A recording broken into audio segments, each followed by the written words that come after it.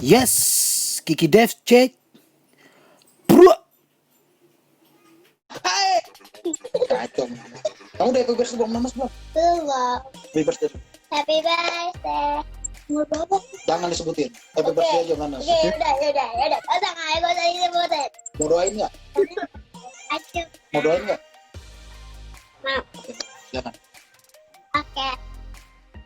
Duduk dah sih. Boleh. Silakan. Boleh. Satu amda. Terima kasih Tuhan untuk hari ini kami doakan buat Mama Tuhan yang kasih panjang umur sehat terus Tuhan walaupun dia di rumah sendiri Tuhan. Terima kasih Tuhan. Ya, amin. Amin. Thank you, Faith. Sama-sama Nanda. Sama-sama. Enggak, maksud gua Mungkin nih. kan kita tuh dulu kalau zaman anak-anak atau zaman masih remaja tuh terkadang kan kita punya hayalan-hayalan yang lebay tuh, Bro. Iya nggak? Bener nggak? Punya hayalan yang lebay gitu. Iya, kalau ngomongin soal kita mau jadi berkat buat keluarga, mau nyenengin keluarga itu kan baru timbul saat kita dewasa sebenarnya. Saat kita masuk remaja, mau mulai jadi pemuda, nah itu baru timbul kalau kita rajin gereja baru timbul tuh pikiran jadi berkat buat keluarga, ya nggak? Bener nggak? Nah, Ya, hayalan gue sih sebenarnya pengen ya jadi apa? pengen jadi pengusaha sih sebenarnya. Nah, gitu Pengusaha. ngomong susah amat pengusaha apaan? Apa kek? Apa aja diusahain? Dulu yang, Ewe. dulu yang lo bayangin tuh ya lo jadi kayak lihat orang kan kayak lihat pilot, lihat pesawat, wah gue pengen jadi pilot kan dulu gitu kan ketika kecil lihat pesawat lewat, wih gila Dulu enak belum banget. emang, tapi nggak jadi Hah? pilot, tapi kan nggak kesampaian. Dulu emang cita-cita jadi pilot, tapi atau enggak apa jadi ini sih tentara sebenarnya jatuhnya. Jadi tentara, Tapi ya? Bang. Bener. Tapi kita kontrol makan sih jadinya susah jadi tentara. Jatuhnya masuknya ke itu, ke apa, sekolah tata boga, belok cuy. Kalau tetap gue jadi coba-coba ya. Yoi. Oke brother, usahain cewek mulu itu mah tuh. Cewek mulu, Bernard sikat terus lo disikat terus. Anjir. Dia ada di luar tuh kayaknya coba tuh. Stop. Lah dia di bawah nih, kampret emang. Emang lu. Oke brother. Jadi intinya sih sebenarnya gampang gini, setiap kita manusia pasti harus punya tujuan hidup kan. Karena kalau kita nggak punya tujuan hidup atau kita nggak punya target tembak, istilahnya bahasa gua target tembak atau tujuan hidup, kita akan nembak asal-asalan. Kita akan jalan asal-asalan, kita akan kerja dan melakukan apapun itu asal-asalan. Kenapa asal-asalan? Karena kita nggak punya target. Karena kita nggak punya tujuan, kita nggak punya sasaran tembak yang tepat. Jadi kita bisa nembak teman juga, kita juga bisa nembak saudara kita sendiri, kita juga akhirnya bisa nembak orang dekat kita juga. Karena nggak ada target tembakan kan. Tapi waktu lo punya target tembakan, akhirnya lo bisa benar-benar nembak ke arah itu doang. Target itu doang yang lo tembak, nggak ke kiri, nggak ke kanan, nggak ke atas, nggak ke bawah. Jadi sebenarnya tujuan hidup itu tuh penting, target hidup kita tuh penting, sasaran tembak itu penting. Kenapa? Biar kita bisa bergerak maju, bukan mundur atau stagnasi. Itu bahasanya, bahasa gue keren ya. Jadi kalau kita punya target tembak, kita akan berjalan maju ke depan, bukan kita mundur atau kita diam di tempat. Tapi kita bisa maju terus gitu, karena kita bisa berpikir, waktu gue tembak dengan cara ini, yang kena daerah ini, ya kan? Oh, gue harus berubah cara tembak gue. Oh, gue harus rubah cara keker gue. Berarti kan kita lagi bergerak maju kan? Benar ya? Kita lagi bergerak untuk terus maju nih.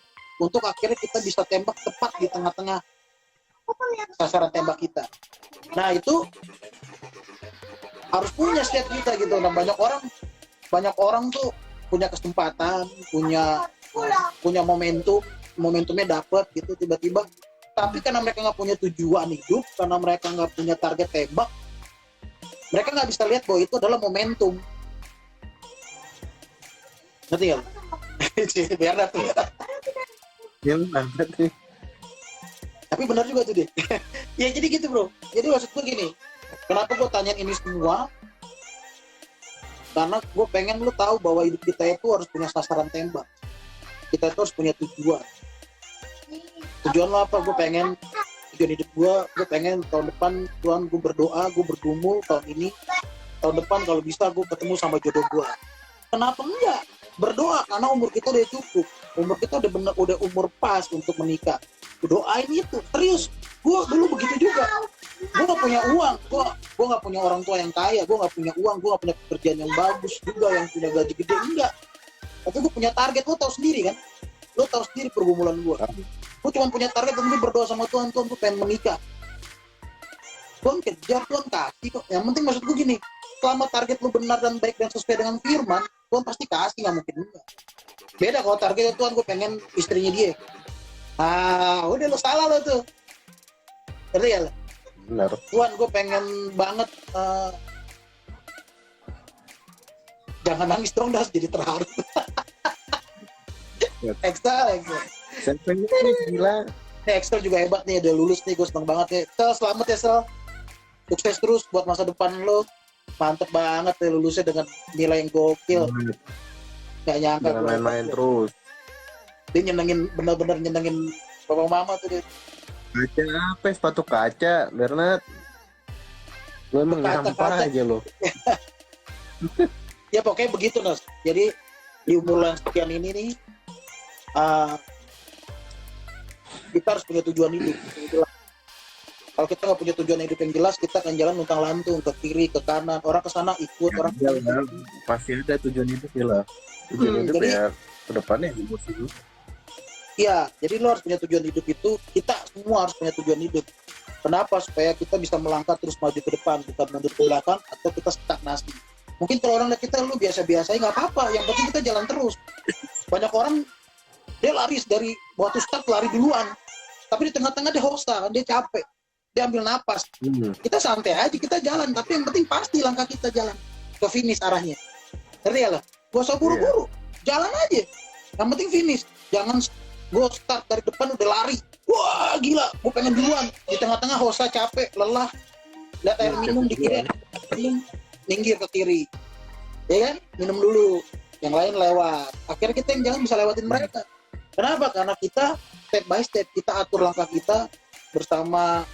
Ada selama lu punya tujuan hidup, selama kita punya sasaran tembak, kita punya target, kita mau jadi apa ke depan, percaya hidup kita pasti akan baik-baik aja. Kenapa? Karena proses boleh berjalan, tapi target kita jelas.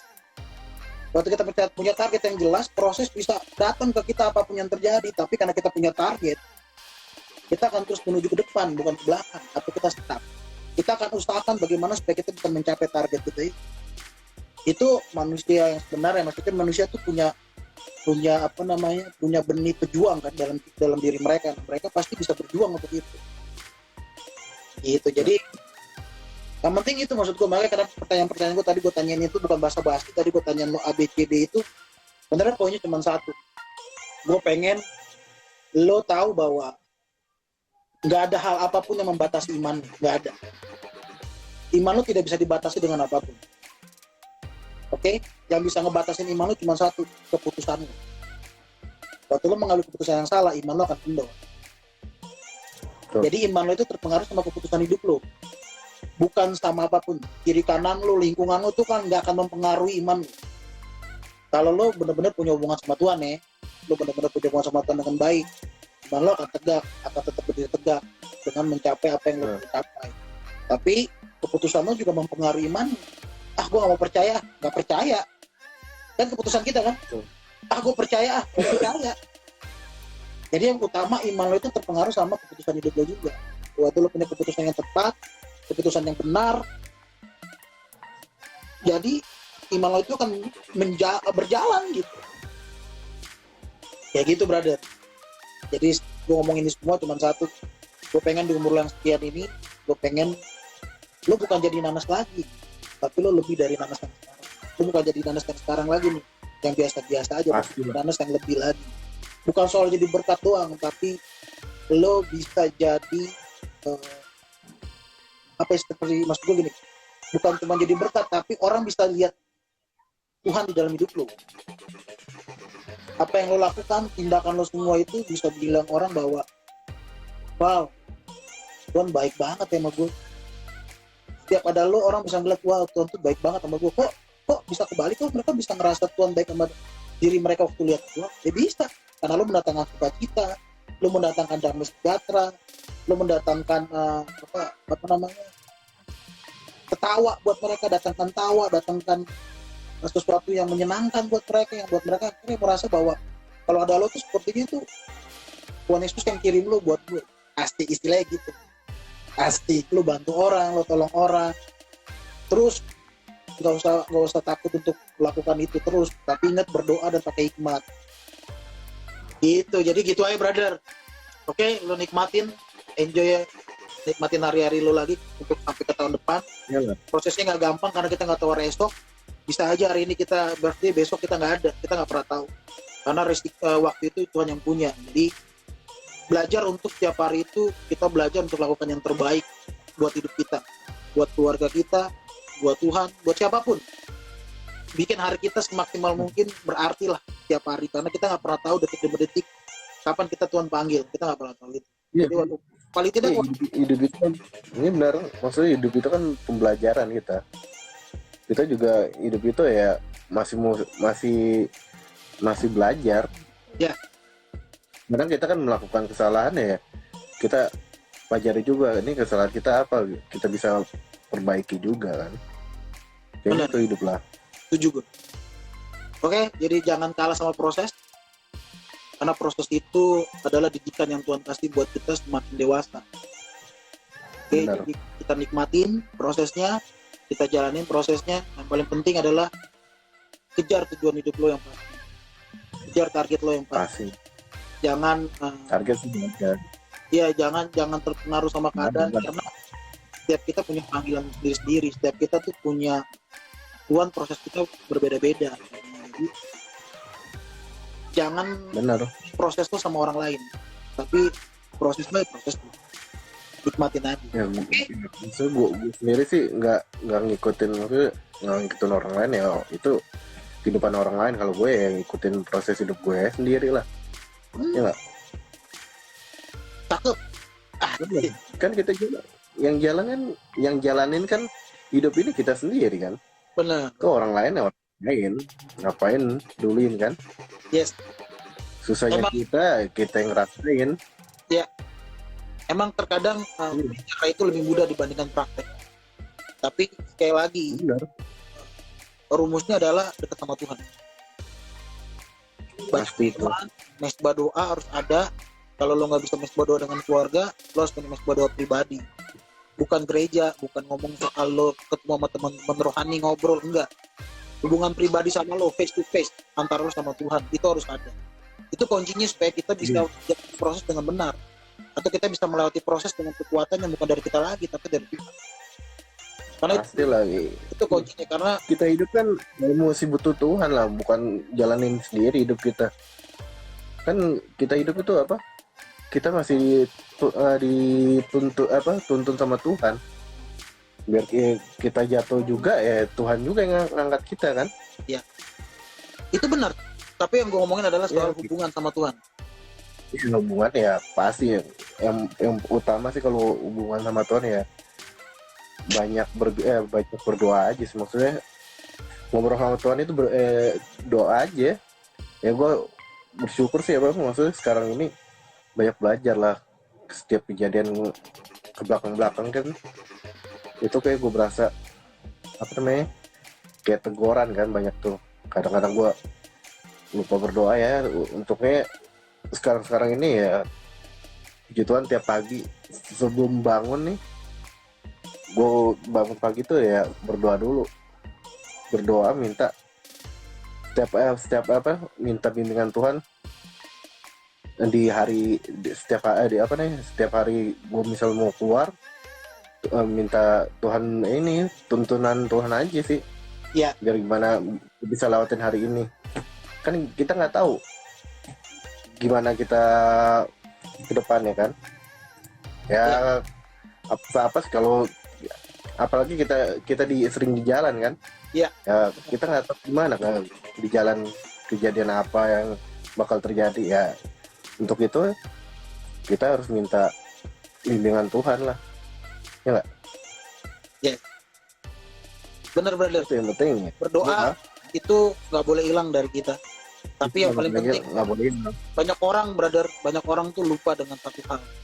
Banyak orang Kristen juga, anak-anak Tuhan juga, berdoanya hebat, tapi mereka lupa satu hal. Tuhan, berdoa itu emang itu ngobrol sama Tuhan, berdoa itu komunikasi sama Tuhan. Tapi jangan lupa, firman itu penting, karena Tuhan itu adalah, Allah itu adalah firman.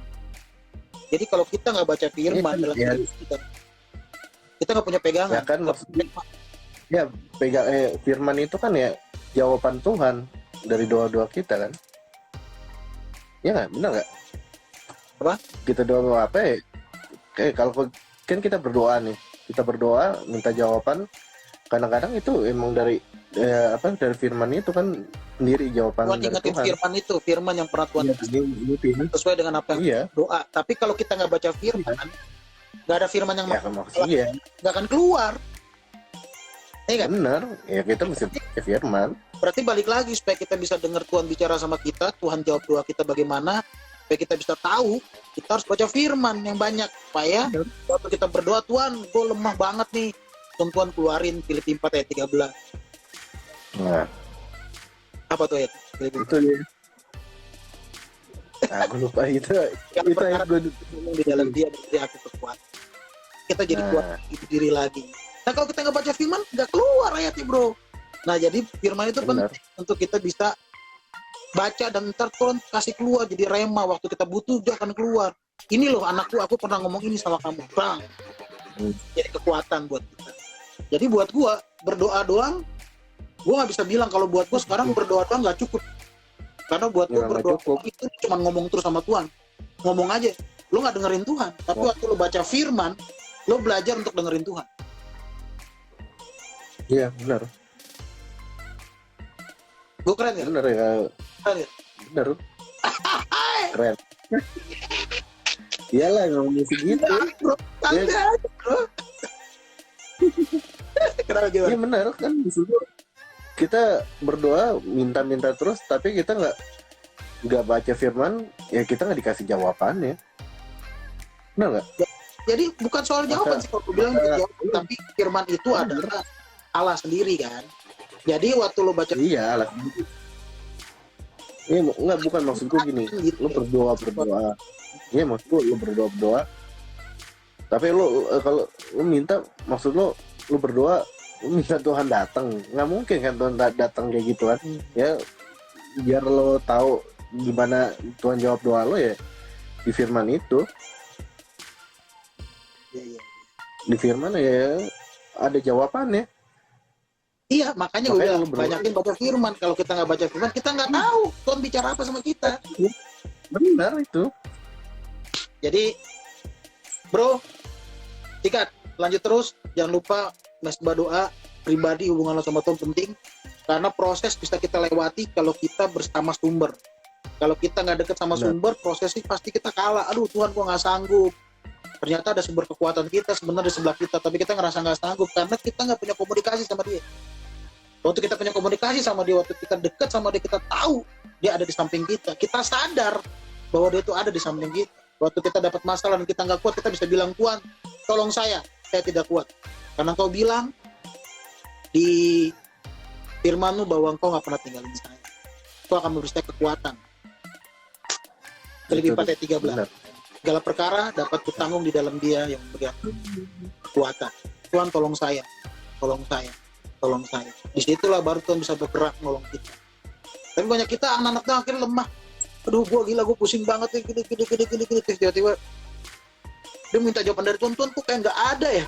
Kok Tuhan kok kayak tinggalin gue ya. Gini. Ya iyalah lo nggak baca firman. Tuhan bicara lewat apa? Kalau Tuhan bicara langsung lo pikir hantu. Lo pikir setan nanti. Hai anakku, aduh setan. Lo malah lari. Kadang-kadang suka gitu sih emang kalau kita ya, maksudnya kan kita masih daging bro. Iya, tapi balik lagi kadang-kadang itu kunci dasarnya sebenarnya itu, makanya gue bilang tadi kuncinya cuma satu, karena kita nggak tahu kuncinya, karena kita nggak ngerti. Benar. Udah tahu sebenarnya, tapi kita belaga nggak ngerti nih, belaga udahlah sepelein gitu kan. Akhirnya kita nggak ngerti bahwa Tuhan tuh ada di samping kita, di dalam setiap apapun yang kita jalani gitu loh. Tapi waktu kita ngerti, kita baca firman, oh Tuhan tuh bicara begini loh ke kita loh. Oh kalau Tuhan itu nggak pernah tinggalin kita biar sedikit pun. Oh dia tuh udah janji sama kita, dia nggak akan pernah tinggalin kita, dia kasih Roh Kudus. Makanya waktu dia naik ke surga, dia kasih Roh Kudus buat kita. Kayak apa sih? Kayak Roh Kudus itu yang nemenin kita. Namanya penolong, Roh penolong. Roh Kudus itu namanya Roh penolong. Nah berarti Tuhan kasih penolong di hidup kita satu orang satu kan? Berarti kita nggak perlu takut dong. Lo bayangin aja setiap kita jalan ada security jagain kita satu orang. Istilahnya begitu kan. Waktu kita sadar begitu, apa yang lo takutin? Lo nggak perlu takut dong. Ada preman depan lo juga lo santai aja. Ada masalah depan lo juga, saudara Roh Kudus bro. Slow, asik kalau kadang-kadang gitu kan. Nah, kita nggak sadar. Kenapa? Karena kita kurang baca firman. Kita kurang mengerti, kita kurang tahu jadinya. Jadi akhirnya karena kekurangtahuan kita itu akhirnya buat kita nggak mengerti menggunakan senjata kita yaitu Roh Kudus yang sebenarnya bisa kita pakai kapanpun. Banyak orang gitu kan, waktu dia dapat masalah langsung datang berdoa, matiin lampu, masuk kamar kunci. Aduh Tuhan tolong saya Tuhan, apalagi diputusin cewek, diputusin pacar, ada masalah sama pacar atau apapun itu kan. Aduh Tuhan tolong saya Tuhan, kasih tinggal saya kayak orang Papua berdoa gitu. Aduh Bapak kok kasih tinggal saya saya sendiri. Dia nggak tahu. Padahal Tuhan disangkupin. Nah, Tuhan bilang, buat apa Tuhan bilang Immanuel, Allah beserta kita. Ini hal-hal yang bisa kita pegang gitu loh. Maksudnya Tuhan bilang Tuhan beserta kita. Kok kita ngerasa sendiri sih? Yang salah siapa? Ya kita lah. Kita yang salah. Karena Tuhan bilang gue beserta lo. Terus lu ngerasa sendiri. Yang salah lo. Orang gue ada di samping lu Jo. Iyalah. Iya. Bukan nggak? Keren ya? Keren. Enggak lah. Gue pikir itu spelo santai aja bro. Lu gila lu tegang banget kalau udah ngomongin beginian.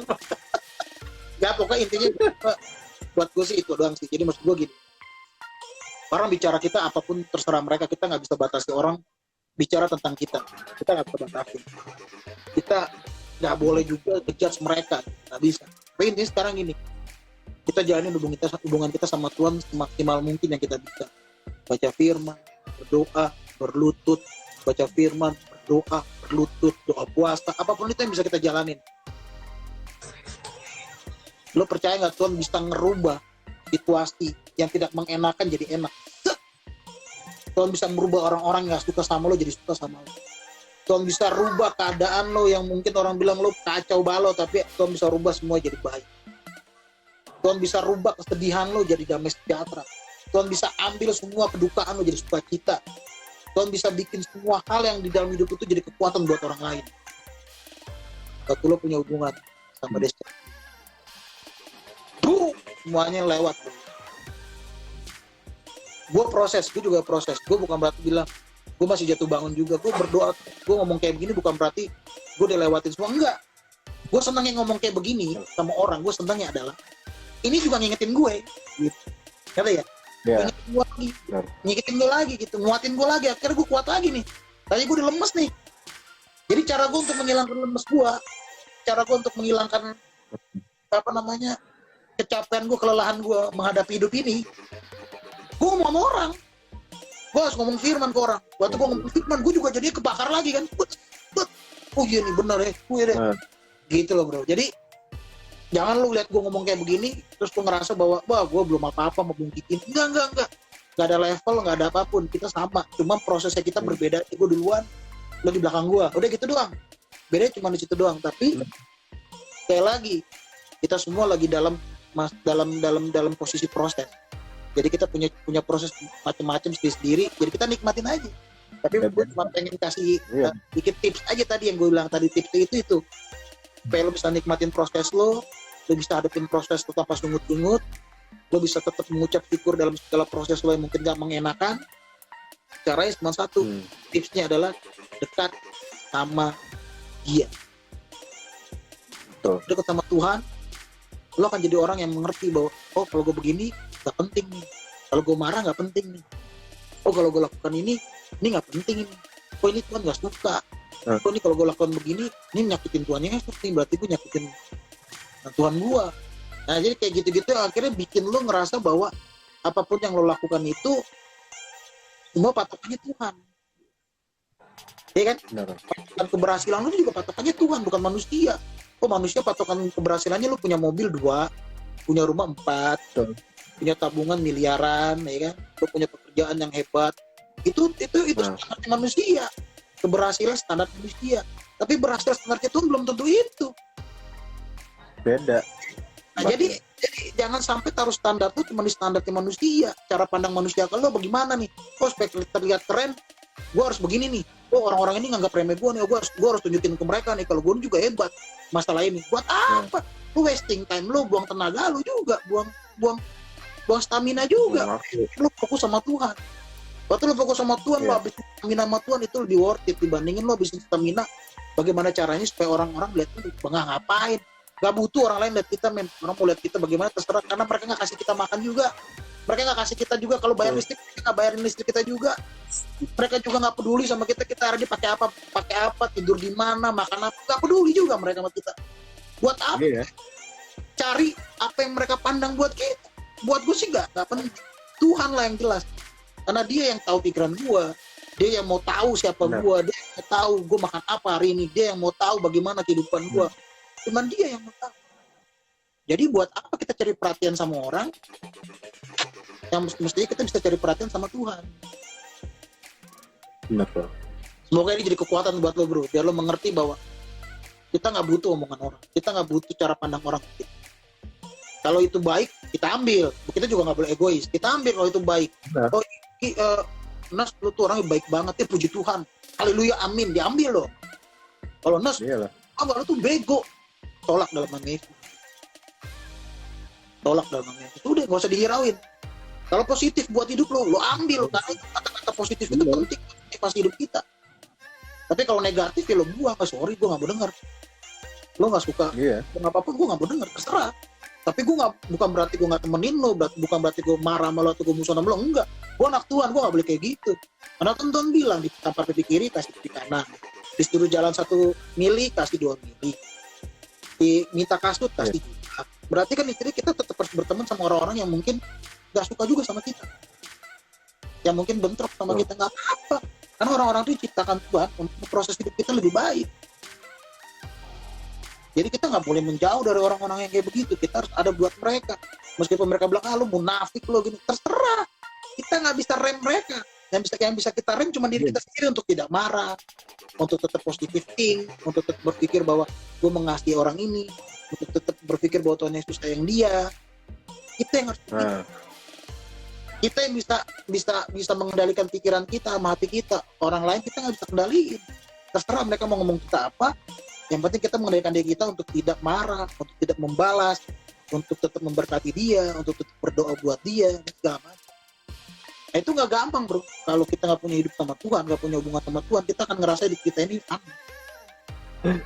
Ya kayak gitu, brother. Pokoknya intinya sih, kalau gue bisa kasih lo tips buat ulang tahun lo kali ini, seperti itu aja. Karena gue ngeliat lo baik, gue ngeliat lo juga tulus, gue ngeliat lo juga orang yang gak pilih-pilih nolong orang, siapapun lo tolong, semampu lo, sebisa lo, sesuai kapasitas lo. Orang selalu ngandelin lo untuk ABCD, itu gak sembarangan. Berarti orang nganggep lo tuh bisa nolong gitu, berarti lo tuh bisa ada buat orang lain. Jadi buat gue itu hal yang baik. Dan sekarang gue cuma pengen supaya lo juga bukan cuma sekedar baik, bukan sekedar cuma lakukan hal yang biasa lo lakukan ini, tapi gue pengen lo di umur lo sekarang ini, gue pengen lo lakukan sesuatu yang jauh lebih baik dari itu, lebih besar dari itu. Karena Tuhan taruh di setiap kita itu benih-benih yang jauh lebih besar dari itu, bukan cuma sekedar baik buat orang lain, tapi kita juga bisa jadi berkat, kita bisa jalan seperti apa yang Tuhan mau, kita bisa hidup seperti apa yang Tuhan mau, kita bisa bisa berjalan sampai di titik sesuai dengan rencana yang sudah rencanakan. Nah itu proses hidup yang dalam, bro. Jadi maksud gue pengen lo nikmatin itu, bro. Kira-kira begitu, bro. Jadi doa gue selalu yang terbaik buat lo, terus jadi diri sendiri. Yang paling penting ditambahin jadi diri sendiri plus jadi serupa dengan Yesus. Yes, Kiki Dev check.